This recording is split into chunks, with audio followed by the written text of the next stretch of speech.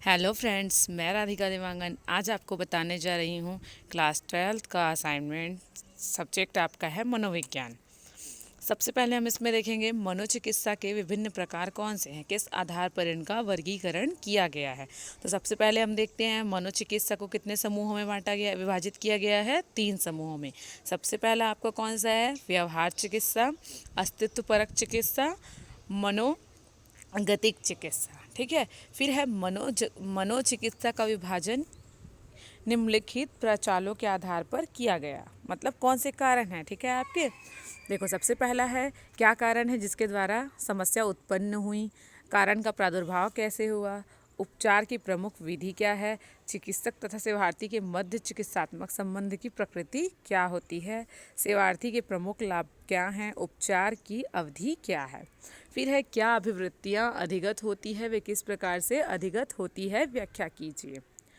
अभिवृत्तियाँ क्या होती है, मनुष्य स्वयं के अनुभव तथा दूसरों के अंत क्रिया होने के द्वारा सीखता है। देखो, अभिवृत्तियों को हम इंग्लिश में क्या बोलते हैं, एटीट्यूड बोलते हैं। देखो, हर इंसान क्या होता है, उसका एक अलग नेचर होता है, वो क्या करता है, और मनुष्य स्वयं से भी सीखता है और दूसरों के अनुभवों से भी क्या करता है, और दोनों के बीच इंटरेक्शन होने के द्वारा भी सीखता है। अभिवृत्तियाँ क्या होती है, अधिगत होती है। अधिगम की प्रक्रिया तथा दशाएं अलग अलग हो सकती है, जिसके कारण फलस्वरूप लोगों में अलग अलग प्रकार की अभिवृत्तियाँ पाई जाती हैं। अधिगम क्या होता है, लर्न, इसको बोलते हैं हम लोग लर्नर, सीखना। अधिगम मतलब होता है आपका सीखना, है ना। अलग अलग दशाएं और प्रक्रियाएं हैं जिसके द्वारा क्या है, फलस्वरूप लोगों में क्या होता है, अलग अलग प्रकार की अभिवृत्तियाँ होती हैं। सबसे पहला, पुरस्कृत या दंड होने के कारण अभिवृत्ति को सीखना। यदि किसी मंच या व्यक्तियों के समूह के मध्य किसी अभिवृत्ति को प्रस्तुत करने के उपरांत उस व्यक्ति की प्रशंसा की जाती है, तो यह संभावना अधिक होती है कि वह अपनी इस अभिवृत्ति को अभिवृत्ति को विकसित अवश्य ही करेगा। उदाहरण के लिए, अगर कोई बालक को गाना आता है और वह किसी समूह मंच पर अपने दोस्तों के मध्य गाना गाता है, तो उसकी सब प्रशंसा करते हैं, तो वह बालक अपने मस्तिष्क में अपने गाने के प्रति सकारात्मक अभिवृत्ति विकसित कर लेता है। फिर है और अच्छे प्रकार से गाने की कोशिश करता है। ठीक इसी प्रकार गाने की प्रशंसा न होने पर अपने गाने को क्या करता है, नकारात्मक अभिवृत्ति विकसित करता है। फिर है साहचर्य के द्वारा अभिवृत्तियों का अधिगम। कक्षा में विद्यार्थी अध्यापक के पढ़ाने के व्यवहार के कारण एक विशिष्ट विषय के प्रति रुचि लेते हैं। ठीक है। ऐसा इसलिए होता है क्योंकि वे उस प्राध्यापक में कई सकारात्मक गुणों को देखते हैं, जिसके कारण यह फलस्वरूप सकारात्मक गुण उसी विषय के साथ भी जुड़ जाते हैं जिसे वह विद्यार्थी पढ़ाता है, और उस विद्यार्थी पढ़ता है और उस विषय के प्रति रुचि में अभिव्यक्त होता है। अर्थात दूसरे शब्दों में इस बात को भी कहेंगे कि इसी विषय के प्रति सकारात्मक अभिवृत्ति सोच अध्यापक तथा विद्यार्थी के द्वारा सकारात्मक सहचरण के द्वारा सीखी, है ना।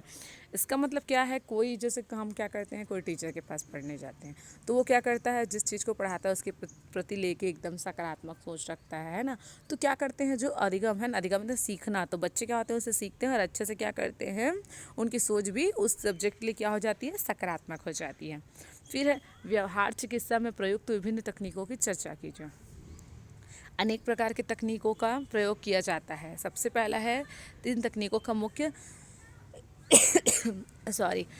कार्य सेवार्थी के। सबसे पहला है भाव प्रबोधन स्तर को कम करना।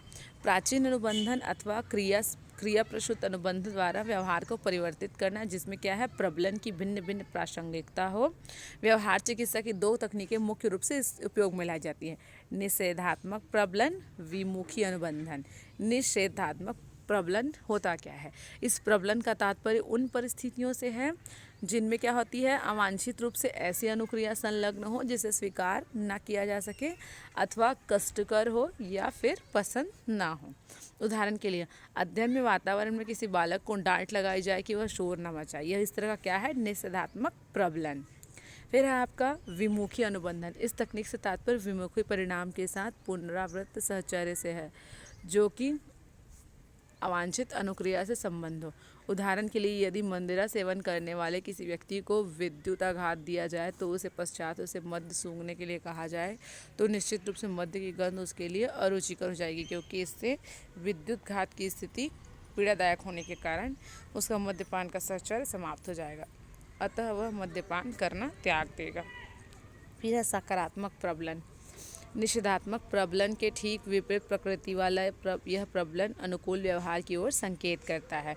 उदाहरणार्थ, यदि किसी बालक को कक्षा में दिया गया कार्य नियत समय पूरा करने के लिए किया जाए और यह भी किया जाए कि यदि अपने कार्य को नियत समय पर पूरा नहीं करेगा तो उसे पूरा करेगा तो उसे पुरस्कार प्रदान किया जाएगा, अथवा उसे ऐसा टोकन दिया जाएगा जिससे वो दिखाकर वो किसी भी दुकान के लिए चॉकलेट प्राप्त कर सके। तो इस प्रकार प्रबलन क्या होता है, बालक के लिए वांछित होगा, समय समय पर अपने कार्य को पूरा करने का प्रयास करेगा। फिर है आपका समाजोपकारी व्यवहार के संप्रत्यय की व्याख्या कीजिए। दूसरों का भला करना एवं उनके लिए सहायक होना विश्व में एक सद्गुण की तरह वर्णित किया गया है। सभी धर्मों में क्या सिखाया जाता है कि हम लोगों को उनकी मदद करना चाहिए तो ज़रूरतमंद है ना, जो ज़रूरतमंद है इसका, है ना, तो नहीं है।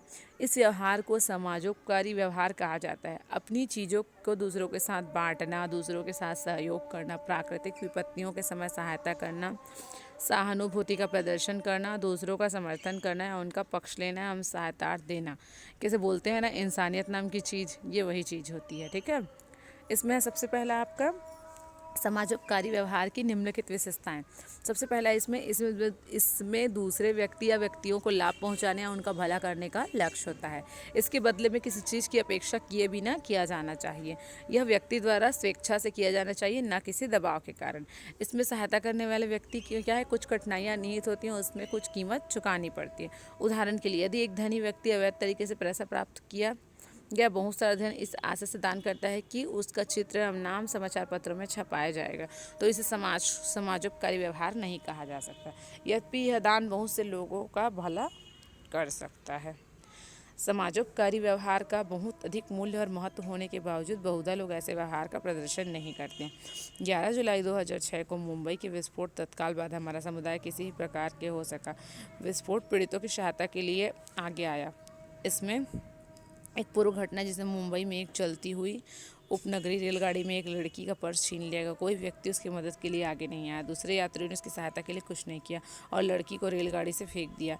जहाँ तक कि जब लड़की रेल की पटरियों पर घायल पड़ी तो उस क्षेत्र के आसपास के भवनों में रहने वाले लोग भी उसकी मदद को नहीं आए। धन्यवाद।